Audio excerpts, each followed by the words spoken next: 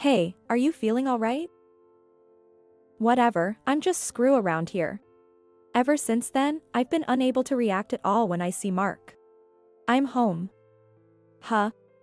Where's dinner? It seems like the shadow is speaking to me. I can't understand what it's saying. Hey, kids, please say something to your mom. No way. You know what, we don't need dad in this house. My name is Sarah. I'm a 40-year-old mother of two. My husband, Mark, is 2 years older than me. We got married when I was 25. We were colleagues at the same company. We started dating about a year after I joined the company. We got married when I got pregnant, and at Mark's request, I became a homemaker. He said, "I'll earn enough for us, so all you need to do is take care of the housework." At the time, I felt those words very reassuring. Then our son, Max, was born, followed by our daughter, Mia, 2 years later. After that, my life became a whirlwind of housework and childcare. This was because I didn't have parents or parents-in-law nearby to rely on. My parents and parents-in-law lived over an hour away by plane, and I had come out to New York for college. Even when my mother came to help during childbirth, it wasn't feasible for her to stay long. In hindsight, both times I should have temporarily returned to my parents' house to give birth. But back then, Mark's words about managing the home deeply rooted in me. My mother always said, "Come back home whenever it gets tough." Unaware of this, my younger self rejected what Mom said. Mark is now a sales manager at a mid-sized trading company. This year, as Mia entered middle school, I started part-time job. This was because Mark started saying, "We should probably send Max to a private high school, don't you think?" I was fine with Max attending either a public or private school, wherever he wanted to go. Where I grew up, public schools were the only option, so I wasn't familiar with the difference. But it seemed that Mark thought differently. You might not know, but in the corporate world, your alma mater can create significant divisions. To get into a good university, public schools won't cut it. Private is the way to go. I wish he had mentioned this when Max was entering middle school. It's ridiculous. If there's somewhere I really want to go, I'll find a good prep school myself. Max would say this and show me various prep schools and summer and winter courses he found online. Mia, who adores her brother, would watch over his shoulder and ask him to let her know if he found anything good. Alas, my children are better at gathering information than I am. As a parent, the least I can do is not hinder their educational paths. That's why I started part-time job, not just to rely on Mark's income but to contribute to their tuition fees. But when I brought this up, Mark simply said, "I see. Then let them do as they please. Do you just want them to get into a good school? Isn't that all parents can do?" That was all he answered. Indeed, he was right. Things parents can do are limited. However, every time I was told that, a feeling of being shunned built up inside me. Maybe I feel this way because I spend so little time with Mark. Ever since Mia was born, we don't make love anymore. Of course, it might be because I was always busy and tired from childcare. Mark would say to me, "If it's too much, you should ask someone for help." I appreciated those words. But because of that, I ended up trying to do everything on my own.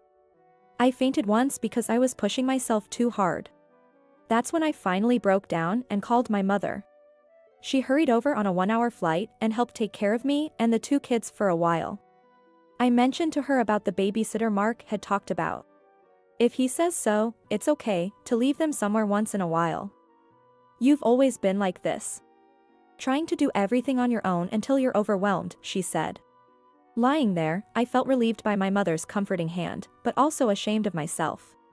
Yes, I always wanted to accomplish what Mark asked of me on my own. And then, I would be exhausted and fall asleep at night. Before I knew it, we had become a sexless couple. By the time I wondered about us as a couple, so much time had passed that I'd lost count. Of course, sometimes I thought, why won't you help out? Spend some time with the kids. But another part of me would immediately counter that. It's because Mark is working so hard that I can always be with the kids. I'm truly grateful for that. So I feel I must do my part properly. Even if it leads to a life filled with passing each other by. Then one day, Mia started doing her own laundry, saying she'd take care of it from now on. Is that okay? She asked, even though she hadn't really helped out before. It was surprising. What's up? I mean, it's great and appreciated that you want to do your own laundry, but… Mom, you've been busy lately. No, that's not it. Mom, I don't like washing my clothes with Dad's. Come to think of it, she's always been sensitive to slight changes in smell and often made such remarks. Dad's laundry smells weird. I don't want his smell to transfer to my clothes. Mom doesn't use anything that smells, so it's fine. Please don't use anything. At the time, I thought it might be about the cologne he always used, so I didn't think much of it.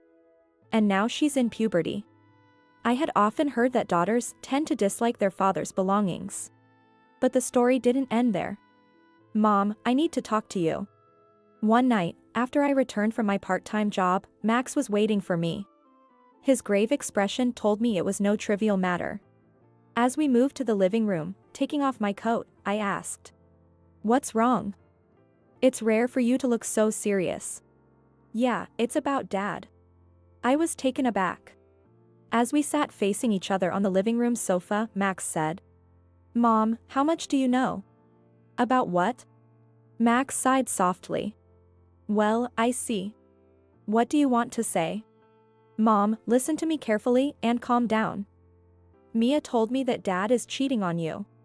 "What?" "Affair." I never expected to hear such a word from the mouth of 15-year-old son. "Mom, you really didn't notice, did you, from the way you're reacting? But Dad is always so busy with work." "Come on, Mom, let's face it.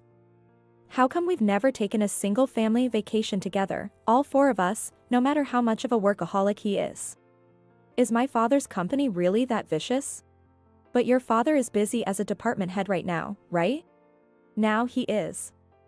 But what about when he was a manager before he became head of the department?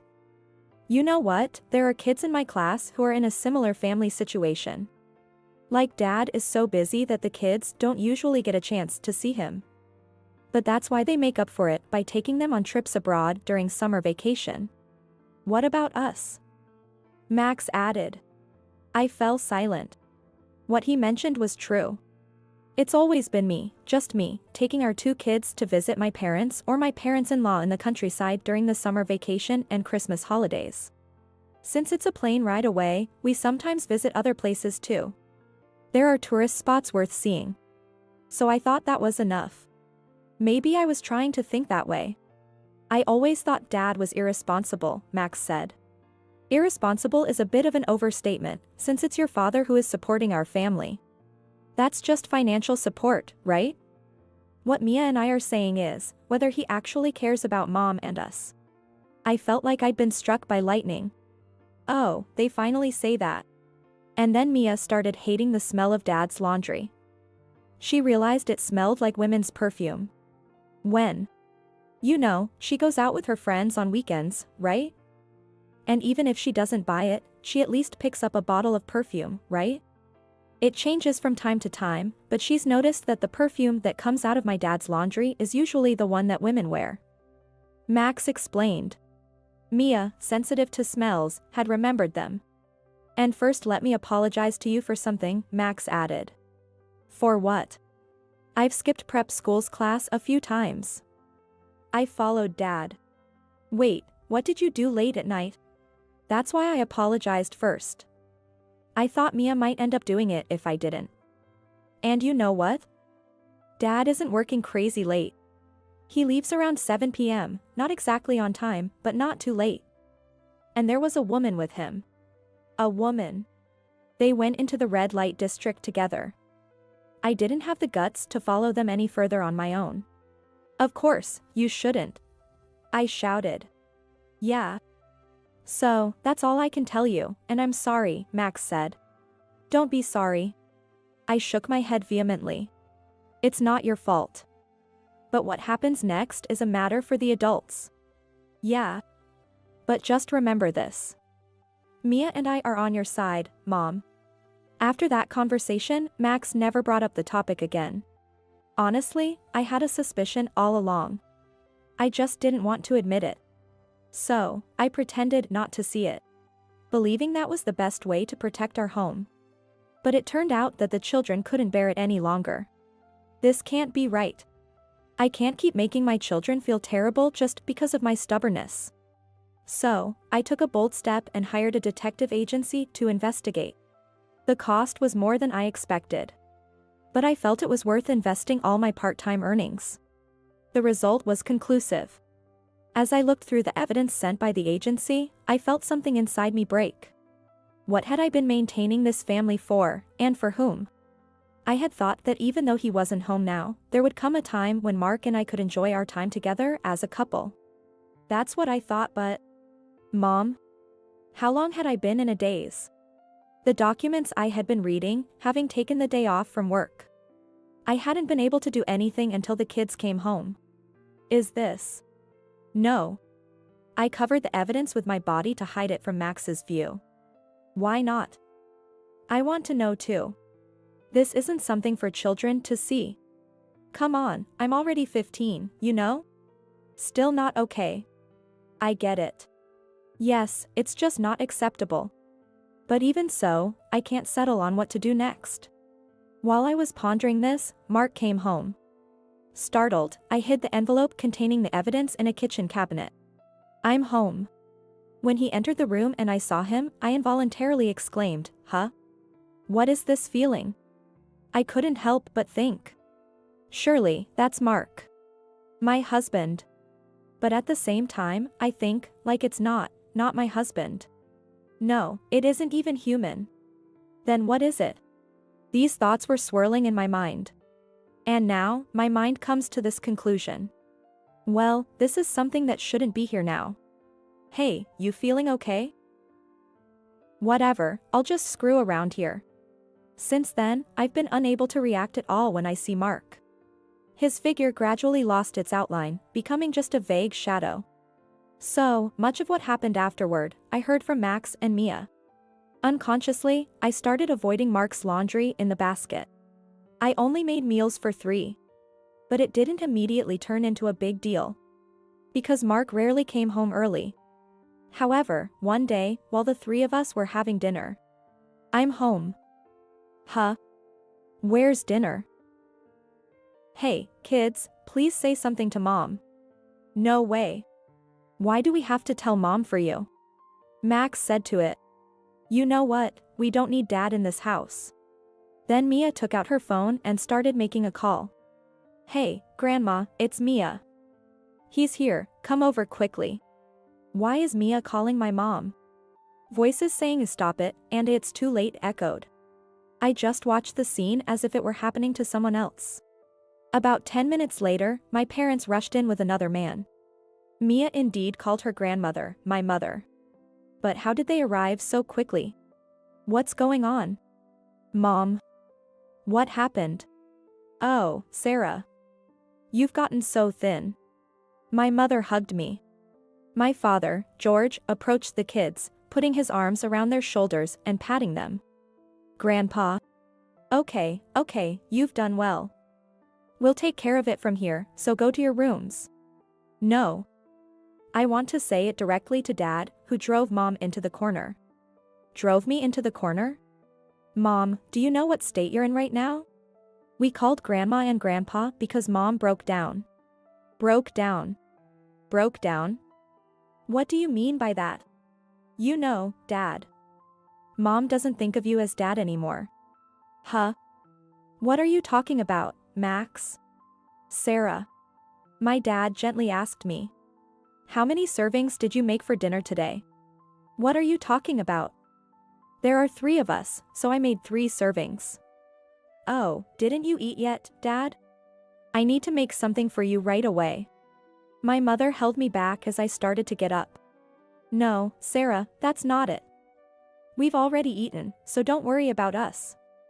We're just here to talk to him. Him? I looked in the direction my mother indicated.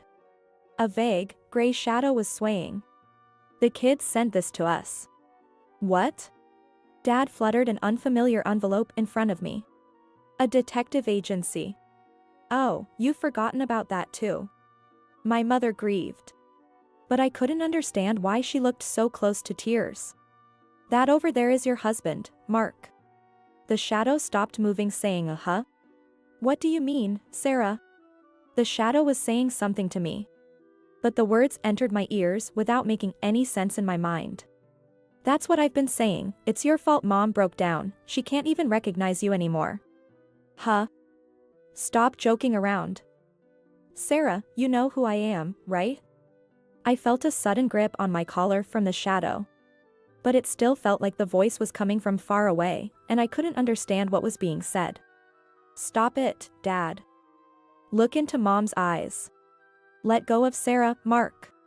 My dad pulled me away from the shadow. And then my parents started bombarding the shadow with words. Mom, you might not understand what I'm saying right now, Max said, holding my shoulders and looking me in the eye. We noticed something was wrong with you, so we contacted Grandma and Grandpa. Something wrong with me? Yes. You couldn't bear Dad's affair, and now you can't even see him. That's not true, Max. Mark has already passed away, hasn't he? Huh? A baffled voice came from the shadow. Seeing my expression then, Max looked like he was about to cry. You understand now, Dad? That's what's going on. The shadow slowly sank into the ground. During this time, Mia had set up a tablet and seemed to be connecting to someone. Grandpa, can you see me? Mia, are you ready over there? That voice belonged to my father-in-law, Daniel. Grandpa, it's ready. Hi Daniel, it's been quite a while. Hi George. I was hoping to head over there and meet you properly, but unfortunately, my wife is not feeling well. I understand. Your wife was very attached to Mark. She was too much into her son. Hey, Mark. A voice loud enough to crackle through the tablet echoed. What, Dad? What's going on? What do you mean what's going on? We've received a copy of the evidence of your affair.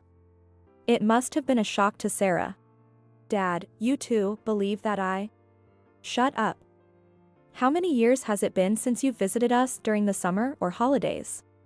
The only reason we didn't blame you is that Sarah always covered for you. I never asked her to do that. Still have more to say? Your mother couldn't help but complain to Sarah about you not visiting us, even though she knew she shouldn't. And this is the reason you couldn't come? Should I read out the documents? Daniel, may we handle this over here? Sure. I will be sure to keep a close eye on my son after he hears this. Then, I'll say it. You've been in a conspicuously close relationship with your coworker Ashley for 10 years, even causing rumors at work. You kept telling Sarah to stay home, which prevented her from meeting her old colleagues, while you freely indulged in your affair.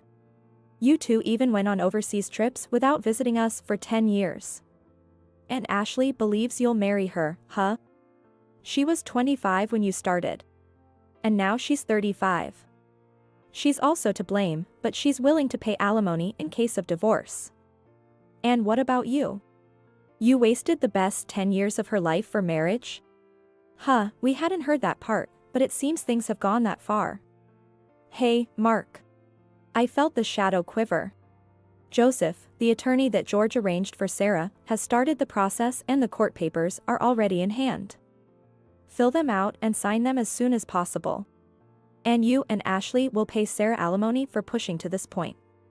I won't let you get away with a penny. But... Dad, please, I'm begging you, help me. No way. Do you know, Mark, when we saw the documents, your mother collapsed and has been hospitalized since then. Whose fault do you think that is? Mom's in the hospital? I'd like to punch you myself for continuing your affair for 10 years. How dare you stand before me and say such things? Every day in the hospital bed, your mother cries, thinking her upbringing was wrong. But, Dad, you're my parent, you should help me, right? At an age when people start thinking about their parents' care, you're still so naive? Don't worry, we won't need your care. We're cutting ties with you. No way. Well, it's a good thing you're an only child. The little inheritance we intended to leave you will go to Max and Mia instead. Don't say that, please help me. Enough. I'm hanging up. George, we leave the rest to you. Ashley might be at fault, but it seems she was mostly deceived by him. But we'll leave that to your discretion. Thank you, we'll take care of it thoroughly.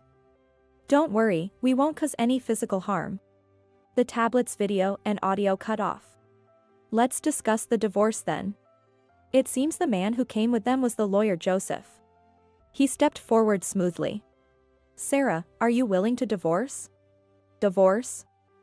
But, we're a family of 3. Yes. But we need your signature here to formalize it. Right. Even if the husband is dead, we still need to file the paperwork, don't we? Dead. Yes, this is really what I found out later when I got my own mind straight. I really thought so at the time. Mark was dead, and he was no longer here. Since when?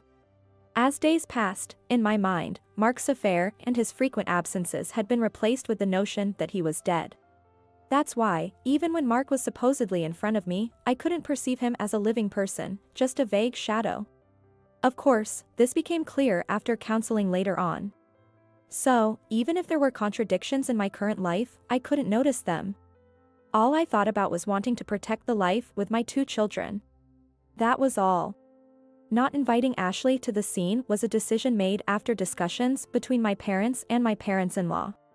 They probably thought it was too much for the children to meet their father's mistress in person. Especially Mia, who was firmly against it. So, the matter was left entirely in Joseph's hands. Ashley, having made up her mind, apologized respectfully. I wasn't without doubts. Even if he kept saying we'd marry someday, 10 years was just too long. Still, I clung to that sliver of hope. And regarding my deteriorated condition, Mark always told me his wife was cold to him, but I never imagined something like this. Apparently, Mark always portrayed me as a cold woman who excluded him from the family. My sympathy for him turned into love, but now I see. I was just being deceived by him. Her voice was trembling with anger at that moment. Joseph, I'll pay the alimony to his wife properly. And I have a request. I want to sue him for marriage fraud. Is that possible? Do you have evidence? I recorded his words just in case a time like this would come. And the matter of marrying him after he divorced? This incident has completely opened my eyes. I'm breaking up with him. She was known as an expert in the office, a person with solid skills. The evidence was well organized and neatly arranged. Her love turned into unbearable hatred towards him. In the end, Mark turned even Ashley he thought was on his side against him. Afterward, both of them ended up leaving the company. However, the circumstances seem to have been somewhat different. Their relationship had been somewhat known within the company. It simply wasn't out in the open. That's why Ashley revealing that she was suing Mark over this matter was significant. Why would you do something like that? I've been waiting all this time, thinking you were stuck in a cold marriage, unable to divorce. What now? We went summer vacation trips together, right? It was you who came crying to me, saying your wife told you not to come. I was shocked when I heard about your wife's condition. Ashley resigned voluntarily after making everything clear to those around her. She paid the alimony to me in one lump sum, with a note of apology attached. As a result, Mark also ended up leaving the company. The company didn't need an employee who brought legal trouble. The alimony for me and the child support for the kids were initially covered by his parents. The plan was to later recoup the costs from Mark's personal savings, sale of his belongings, and then consistently from his monthly income. Considering his age and former managerial position, it's questionable what kind of job he can find now. But that's not for me to worry about. Immediately following the day I confronted Mark, I was admitted to the hospital for recuperation. Half of the reason was for medical tests, and the other half was for counseling. Since it was determined that, apart from issues related to Mark, there were no impediments to my daily life, I moved in with my kids to my parents' home. I'm sorry for making you change schools at such a time. It's okay. It's just the right time for high school entrance exams anyway, we'd have to part with everyone regardless. I'm a bit sad to be away from my friends, but it's much better than living with that man. Children are truly precious to me. I'm still continuing counseling. Not having the cause of the trouble around makes a big difference. Once I get a bit better, I plan to start working seriously. For the sake of these kids, and for myself as well.